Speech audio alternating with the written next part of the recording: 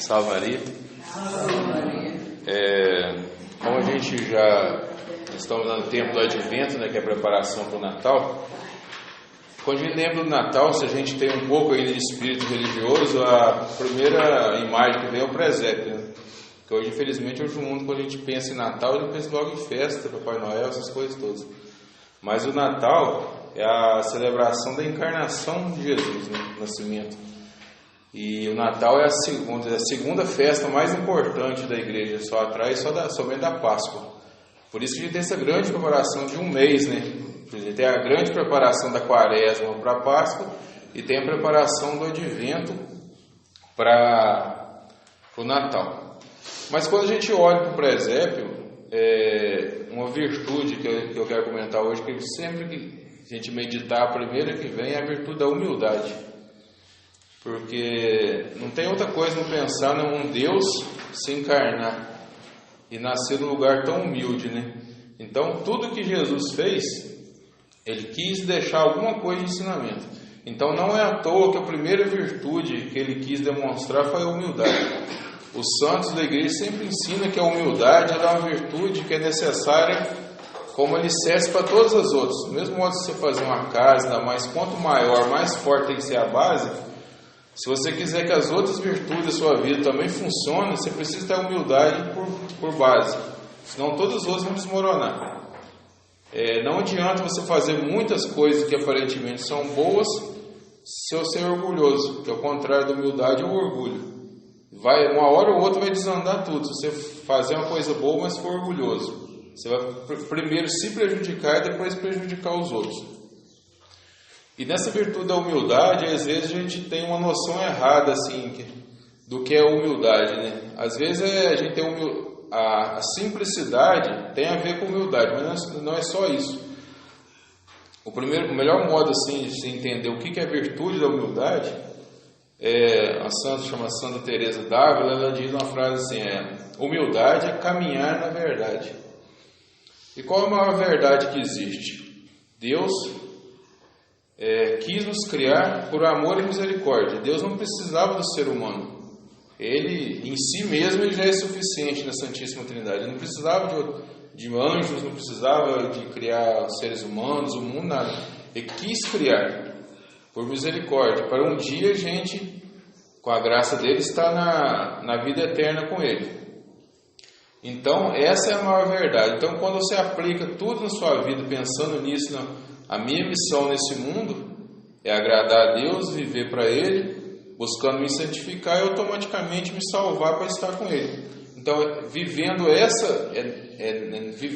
essa vontade de Deus, que você vai buscando a virtude da humildade. O que é o contrário da humildade? É o orgulho. O orgulho foi o pecado do demônio.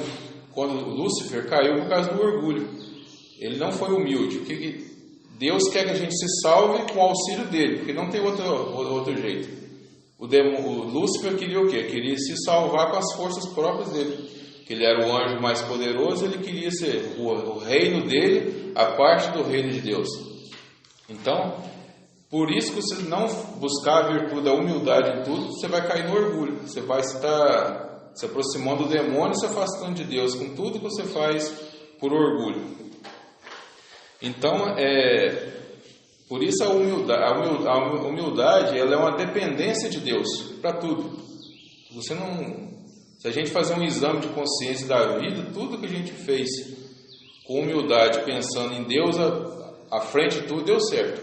E tudo que a gente fez à parte de Deus, achando que a gente tem poder para fazer tudo sozinho, deu errado. Deu errado pode ser nas coisas materiais, mas principalmente nas coisas espirituais. São coisas que nos afastaram de Deus. Por isso que até os santos e a igreja sempre recomendam da gente fazer o exame de consciência diário. Principalmente à noite. A gente vai, antes de deitar, fazer as orações à noite, para o dia, pensa o que você fez no dia, o que você fez de errado, o que você podia ter feito melhor, e faz o propósito no próximo dia melhorar. E isso é uma forma de combater o orgulho. Se você reparar, todo exame de consciência, se você tiver um pouco de bom senso, as coisas que a gente fez errado foi por querer fazer sem Deus. Então, E outra forma assim, da gente viver essa virtude da humildade, que é uma coisa assim que é até bom. Na prática é isso, né? Mas na teoria isso, na prática é sempre mais difícil, né? Mas, por exemplo, vivendo as humilhações e tribulações da vida sem buscar reclamar, que é o difícil, e oferecendo isso a Deus. Porque Jesus não merecia nenhuma humilhação, porque não teve ninguém mais humilhado que ele. Porque ele quis ensinar que se o senhor viver a humilhação e a tribulação oferecendo para Deus, aquilo vai ter um mérito. Até no mês passado eu falava sobre o purgatório, né? O purgatório é como dizer, um estado de purificação. Mas se a pessoa oferecer as tribulações dessa vida, a paixão de Cristo, e ela tiver a graça de salvar mesmo passando pelo purgatório, essas tribulações que se ofereceu em vida, vai ser menos tempo de purgatório. E o sofrimento do purgatório é muito, apesar da alma estar salva, né? O sofrimento do purgatório é muito maior que os sofrimentos dessa vida. Então você oferecendo as humilhações, procurando sem reclamar as tribulações, é uma forma de você crescer o seu mérito nessa vida. E tem uma coisa que eu também comentei mês passado, mas um padre veio ensinando assim, porque a gente tem uma tendência a se revoltar quando a gente é humilhado, quando a gente passa por tribulações, perguntar por que eu estou passando isso, se eu não estou fazendo coisa errada. Eu posso não estar fazendo algo errado naquela situação, mas eu já fiz coisa errada que eu mereço passar por uma pena. Então pode ser que aquela situação que você foi humilhado ali, você não fez nada de errado, mas alguma coisa de errado na vida você já fez, que precisa de uma pena para você reparar aquilo. Porque eu até comentei na última instrução também, quando você faz alguma coisa errada, você tem uma culpa e uma pena. A culpa é perdoada quando você se arrepende, mas você tem uma pena para pagar. Essa pena é pagada as tribulações da sua vida, ou se a gente tiver a graça e a salvação passando pelo purgatório, a gente paga no purgatório. E para terminar, o maior exemplo da virtude da humildade que tem é Nossa Senhora. Ela, que é a maior das criaturas, foi a mais humilde. E essa humildade vem porque ela tinha uma noção muito clara de quem é Deus. Muito do nosso orgulho vem por causa de a gente ter uma noção errada de quem é Deus. Porque gente, essa noção errada às vezes é má formação de catequese, às vezes a própria negligência da pessoa que tem a oportunidade, mas não busca se aprofundar, principalmente não busca rezar. Tem um padre também uma vez que ele comentando assim, ele dizia assim, né, o Lúcifer foi se aproximando do orgulho porque ele, na prática, deixou de rezar, né?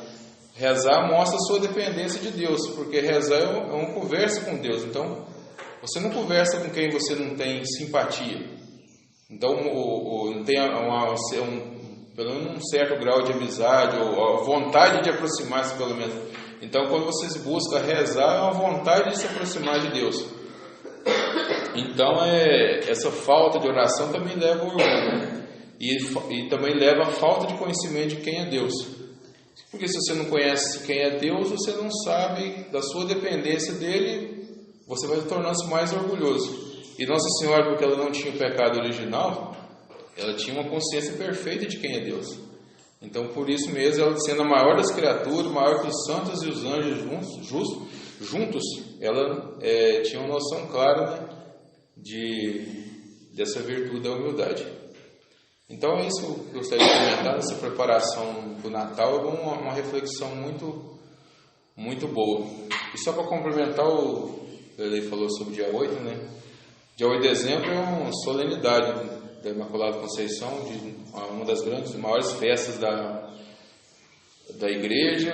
É uma festa muito especial para a congregação mariana, porque a congregação mariana difunde a devoção da Imaculada Conceição desde quando ela foi fundada. Não é à toa que a gente reza o ofício da Imaculada Conceição.